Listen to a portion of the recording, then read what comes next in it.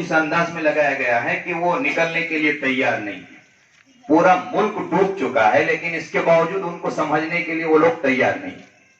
मेरे भाइयों, मेरे दोस्तों, मेरे बुजुर्गों, नेशनल पॉपुलेशन रजिस्टर ये जो है इसकी शुरुआत 2000 के बाद हुई और ये हमेशा जो है, जैसे अभी भी इस मामले में बहुत ज्यादा चल रहा है कि अब ये आने वाला है और वो रजिस्टर में इंदराज करना है, लेकिन इस मर्तबा में उसके मुतालिक जो उन्होंने आदात शुमार किया है, जो कवानीन और उसूल और ज़वाबित बतलाए, वो इतने ज्यादा है। अब तक जो है 15, 16, 17 कुछ इस तरह के जो है रहा करते थे, लेकिन इस मरतबा बहुत अलग अलग जो है कुछ ऐसे जो है तो ज़ाब्ते उन्होंने उसके अंदर डाल दिए हैं। ऐसा महसूस होता है कि वो एनआरसी का दूसरा नाम उन्होंने एनपीआर दे दिया है।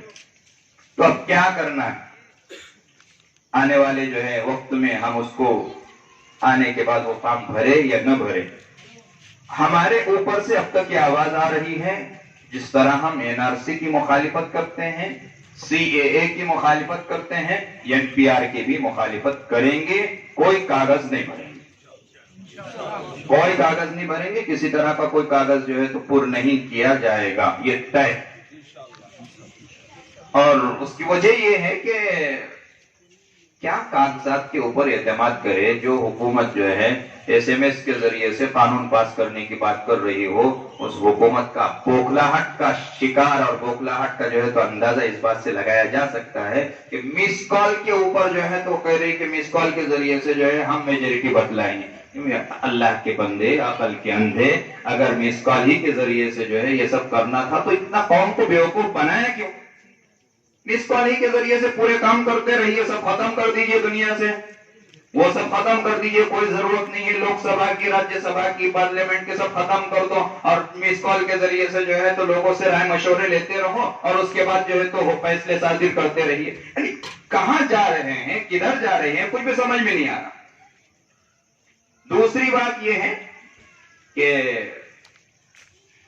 अगर बिल फर्ज हम कागजात भरकर भी दे दे तो क्या भरोसा कि ये लोग कागजात के मुआफिक फैसले करेंगे, इसलिए कि 500 साल के ऐसे कागजात इनके सामने पेश किए गए हैं जिसमें किसी तरह का कोई खोट नहीं है। बाबरी मस्जिद के एक एक कागजात इनके सामने पेश किए गए। इनका हाल ये है कि कागजात के ऊपर जो है जब बात की गई तो वो लोग जिन्होंने जो है जिनके कागजात चोरी हो गए, जिनके कागजात चोरी हो गए, जिनके कमरों को आग लग गई, उनके कागजात चोरी होने के बावजूद उनके हक में फैसला किया और जिनके पास कागजात का प्रूफ देने के लिए लोग तैयार है उनको जो है तो उससे बेदखल किया गया कि नहीं भाई ये तुम्हारा यहाँ मामला नहीं है। आइंदा तो ये भी हो सकता है कि अगर हम भी कागजात दे दे तो भाई तुम्हारे कागजात का कोई एतबार नहीं है, ये भी हो सकता है। मेरे भाइयों, मेरे दोस्तों, मेरे बुजुर्गों, इस वजह से हमें हाँ इतना तय है, अब हम निकले हैं और सर से कफन बांध कर निकले हैं, ये तय है, ये हमारी आजादी की लड़ाई है। अब ये आजादी की लड़ाई की शुरुआत हो चुकी है, ये समझकर चलिए।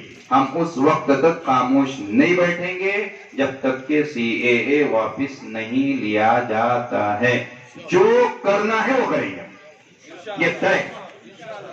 मीडिया ने मुझसे पूछा कि भाई वो आप जो है ट्रिपल तलाक के वक्त में भी जो है कुछ देर धरना देते रहे, उसके बाद पीछे हटे, उसके बाद जो है तो मॉब लिंचिंग के ऊपर भी आपने कुछ धरने दिए, उसके बाद फिर पीछे हटे, उसके अलावा और भी चंद मामला में आपने धरना दिया, उसके बाद पीछे हटे। मैंने उससे साफ कहा जान पर आई थी, ये हमारे जो है यहाँ रहने और न रहने का मसला है। अब हम जो है तो इससे किसी भी सूरत में पीछे हटने वाले नहीं है और जो कर सकते हैं वो करेंगे। दस्तूर जमहूरियत जमहूरी अंदाज में जो कर सकते हैं वो करेंगे। अब मैं जो है नौजवान लेबर कॉलोनी को ये दावत देता हूं कि वो भी बेदार हो, उठे और जिस वक्त में उनको आवाज दी जाए वो आवाज के ऊपर लब्बैक करे, छोड़े अपने तमाम मामलात को, इसलिए कि आज अगर हम मर्जी से नहीं छोड़ेंगे तो कल बगैर मर्जी के हमको जो है तो छुड़वाया जाएगा कि आप हट जाइए। इसलिए आज वक्त है कि आज हम बेदारी के साथ बेदारी का सबूत दिए और कुछ करके बतलाए, आज वक्त है, वरना कल हमको जो है आज अगर हम खुद घरों से नहीं निकलेंगे इस बिल की मुखालिफत में, कल जो है तो घरों से निकाल कर डिटेंशन कैंप में रखा जाएगा।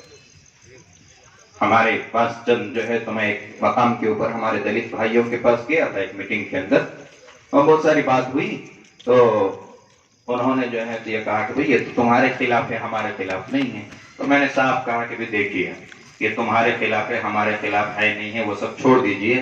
ہم جو ہے ڈیٹینشن کیمپ میں جانے سے بہتر اپنے سینے سے یا اپنے جو ہے تو جسموں کو جو ہے ہم آزادی سے جینے والے لوگ ہیں، ہم جو ہے تو پھانسی کے پھندوں کو ترجیح دیں گے، ڈیٹینشن کیمپوں کو ترجیح نہیں دیں گے. کسی بھی صورت میں ہم وہاں نہیں جانا ہے. ابھی ہے وقت ہے، ہم دیکھیں گے اگر یہ قوم اور یہ لوگ اگر جو ہے تو کہا کہ آپ جمہوری انداز میں کام کرتے ہیں، جمہوری انداز میں کام کرتے، جمہوری انداز میں دھرنے دینے سے کیا ہونے والا، کیسے ہونے والا. ہم کہا کہ جب تک ہم سیدھے ہیں سیدھے انداز میں چلیں گے، اور جب دیکھیں گے کہ یہ لوگ سیدھے انداز میں بات کرنے کے لیے تیار نہیں ہے تو ٹیڑھی انگلی سے کی نکالنا پڑتا ہے. ہم دیکھیں گے اس وقت میں ٹیڑھے بھی ہو جائیں گے. میں مبارکباد دیتا ہوں نوجوانان لیبر کالونی کو کہ انہوں نے جو ہے اتنا خوبصورت مجمع جمع کیا ہے. سلطنتوں میں آنے کے بعد اور کرسیوں پر بیٹھنے کے بعد، لیکن انہیں نہیں پتا کہ ایک ایسا بڑا کرسی پر بیٹھا ہوا خالق، مالک، پالنہار رب بھی ہے کہ جو دنیا کے اچھے سے اچھے، بڑے سے بڑے ظالموں کو جب اپنے گرفت میں لے لیتا ہے تو ان کو جگہ نہیں ملتی. اور تاریخ میں اللہ جل جلالہ و من والہ نے ایسی مثالیں بتلا دی ہیں دنیا والوں کو کہ وہ دنیا کے لیے نشان عبرت بن کر رہے گی. اللہ تبارک و تعالی نے ان کو ساری دنیا کے لیے عبرت کا نشانہ بنایا، اور آج بھی وہ ظالم جو موجودہ زمانے کے اندر لوگوں کے اوپر ظلم و زیادتی کر رہے ہیں، ان کو عبرت حاصل اگر کرنا ہے، ان کو اگر دیکھنا ہے تو مصر کے جو ہے اس میوزیم میں جا کر دیکھ سکتے ہیں جہاں آج بھی فرعون کے ناش ان کی عبرت کے لیے رکھی ہوئی. وہ نہیں جانتے کہ ظلم کا انجام کیا ہوتا ہے. اللہ تبارک و تعالی نے اس روئے زمین پر ایک قانون بنایا ہے، ایک ضابطہ ہے اس خالق اور اس مالک کا، اس پالنہار رب کا، کہ وہ اپنے خدائی کے ساتھ خدائی کے دعویٰ کرنے والوں کی حکومت کو چلنے دیتا ہے. وہ خالق، وہ مالک اس کو نہ ماننے والوں کی حکومت کو چلنے دیتا ہے. لیکن وہ خالق اور وہ مالک کا عالم یہ ہے کہ وہ پالنہار رب ظالموں کو کبھی بخشتا نہیں. یہ اور بات ہے کہ وہ ڈھیل ان کو دی گئی ہے اور وہ یہ سمجھ رہے ہیں کہ یہ ڈھیل ان کے لیے جو ہے دنیا کو فتح کرنے کا ذریعہ ہے، لیکن وہ نہیں جانتے کہ اللہ جل جلالہ و من والہ نے ظالموں کا کیا حشر کیا ہے دنیا کے اندر. میرے بھائیوں، میرے دوستوں، میرے بزرگوں، مجھ سے پیش رو کئی مقررین نے آپ کے سامنے جو ہے چند وجوہات بتلائی ہیں کہ کیا حالات ہیں ملک کے موجودہ حالات. ہم جو ہیں یہ ہم تمام لوگوں کے لیے اس کو نعمت سمجھتے ہیں. دنیا والے جو بھی سمجھے، ہم تو یہ سمجھتے ہیں کہ نعمت ہے. آپ نے دیکھا ابھی اس اسٹیج کے اوپر کہ وہ سیاسی شخصیات جو ایک اسٹیج پر جمع نہیں ہو رہی تھی، ان کا عالم یہ تھا کہ وہ ایک دوسرے سے بغض، ایک دوسرے سے حسد، ایک دوسرے سے کینہ رکھنے والے تھے. لیکن آج اس بل کی وجہ سے وہ تمام کے تمام لوگ متحد نظر آ رہے ہیں. میرے بھائیوں، میرے دوستوں، میرے بزرگوں، وقت اور حالات کا تقاضا یہ ہے کہ اللہ تبارک و تعالی نے یہ جو بل لایا ہے اور جو ایکٹ بن چکا ہے، یہ ہم تمام لوگوں کے متحد ہونے کا سب سے بڑا ذریعہ ہے. ہمارے اندر اتنے اختلاف تھے، ہمارے معاملات کچھ ایسے بنے ہوئے تھے، مذہبی رہنما الگ الگ نظر آتے تھے. مکتب بریلوی مکتب فکر کا عالم کبھی دیوبندی مکتب فکر کے اسٹیج پر بیٹھنا اپنی نحوست سمجھتا تھا کہ میں اس اسٹیج پر کبھی نہیں بیٹھوں گا. کسی مکتب اہل حدیث کا کوئی عالم ہمارے بازو میں بیٹھنا اس کو جو برا لگتا تھا. لیکن آج ان لوگوں نے جو ہے یہ کہہ دیا ہے کہ متحد ہو جاؤ، ایک ہو جائے تو بن سکتے ہیں خورشید مبین، ایک ہو جائے تو بن سکتے ہیں خورشید مبین، ورنہ ان بکھرے ہوئے تاروں سے کیا بات بنے. میرے بھائیوں، میرے دوستوں، میرے بزرگوں، اس کا دین سمجھیے کہ اس نے متحد کیا ہے. اتحاد ایک ایسی دیوار اور ایک ایسی جو ہے تو مضبوط طاقت ہے کہ وہ بڑے سے بڑے پہاڑ کو جو ہے چکنا چور کر دیتی ہے. عزم بلند ہو، حوصلے بلند ہو، ہمتیں بلند ہو، دنیا کی کوئی طاقت ہمارا مقابلہ نہیں کر سکتی. ہم نے دیکھا ہے دنیا والوں کو حوصلے پست ہونے کی ضرورت نہیں ہے. میرے بھائیوں، چوٹی کا حوصلہ آپ دیکھیے کہ کتنی مرتبہ چوٹی جو ہے کسی اونچائی کے اوپر اس کو اگر چڑھنا ہوتا ہے، اس کے منہ کے اندر. السلام علیکم ورحمۃ اللہ وبرکاتہ. اسٹیج پر تشریف فرما قابل قدر سیاسی سماجی شخصیات، لیبر کالونی کے نوجوان دوستوں، بزرگوں، عزیز ساتھیوں اور پردہ نشین میری مائیں اور بہنیں، آپ جو ہیں کافی دیر سے پرسکون انداز میں بہت ہی اہم معلومات سماعت فرما رہے تھے. بہت اچھی اچھی باتیں آپ نے سنی، ملک کے حالات کے اوپر بھی اور آج کے موجودہ حالات کے اوپر بھی. وقت اور حالات کا تقاضا کیا ہے، کیسے ہے، وہ بھی آپ تمام لوگ سماعت فرما رہے ہیں. اس سے پہلے کہ میں میری بات کا آغاز کروں،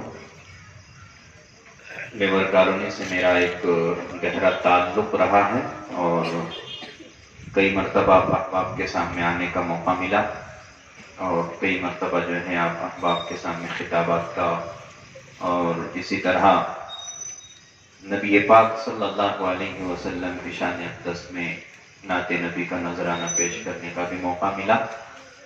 تو میں مناسب سمجھتا ہوں کہ آج کے ان حالات کے اندر بھی، کیونکہ میں 1.5 گھنٹے سے آپ لوگوں کو دیکھ رہا ہوں کہ آپ صرف بیانات ہی سن رہے ہیں، تو میں تھوڑا سا ماحول کو چینج کرنے کے لیے حالات حاضرہ میں جو ہے ایک ترانہ، اس کے بعد میری چند گزارشات، اس کے بعد بات ختم. اس سے پہلے کہ میں آج کے موجودہ حالات کے اعتبار سے ترانہ پیش کروں، میرے ان نوجوان دوستوں سے جو میری سیدھی جانب کھڑے ہوئے ہیں، نہایت ہی ادب و احترام کے ساتھ میں درخواست کروں گا کہ آپ لوگ میرے سامنے رہیں تاکہ مجھے خوشی ہو. کہتے ہمارے بہت سے لوگ یہ نہیں سمجھ سک رہے ہیں، اس لیے بتا رہا ہوں معلومات کے لیے. جب تک وہ قانون کی شکل اختیار نہیں کرتا، پاس نہیں ہو جاتا تینوں طریقے سے، لوک سبھا میں، راجیہ سبھا میں اور صدر جمہوریہ کی دستخط جب تک نہیں ہوتی تب تک وہ بل رہتا ہے. اور جب یہ تینوں چیزیں ہو جاتی ہیں تو وہ ایکٹ بن جاتا ہے، قانون بن جاتا ہے. تو پہلے CAB تھا، سٹیزن امینڈمنٹ بل تھا، وہ اب تینوں چیزیں پار ہو کر سٹیزن امینڈمنٹ ایکٹ بن گیا. یہ ایکٹ 1955 میں بنا ہوا ہے، اس کو اب 2020 میں امینڈ کیا. یہ آج کا نیا قانون نہیں.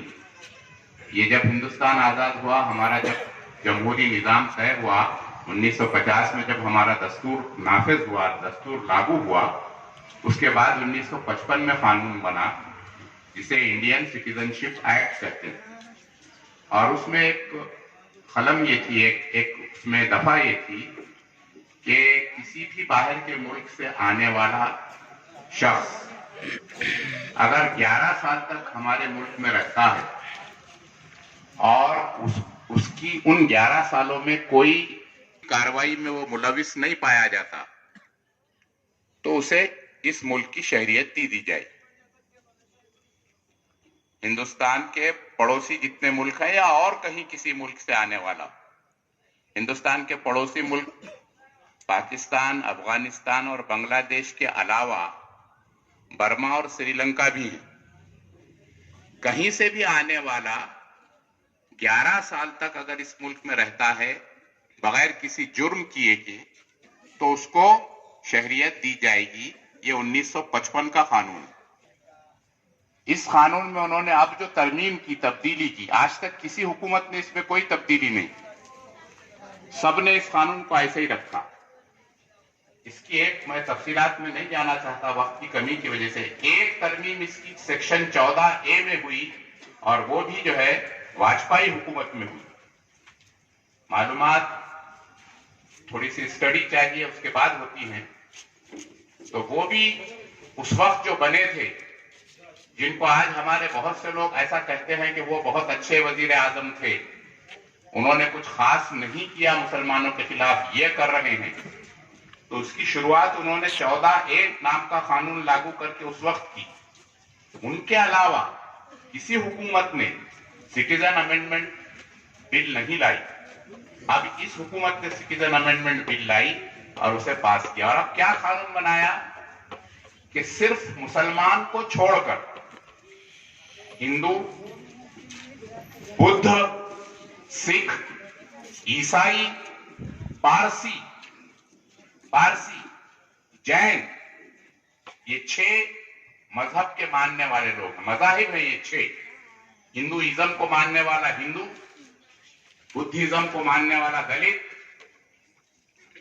सिखिज्म, जैन, पारसी, इन लोगों में से कोई भी अगर हमारे अफगानिस्तान, पाकिस्तान और बांग्लादेश, ये 3 मुल्कों से आता है और सिर्फ 6 साल अगर वो यहां रहता है तो उसको शहरियत दे दी जाएगी।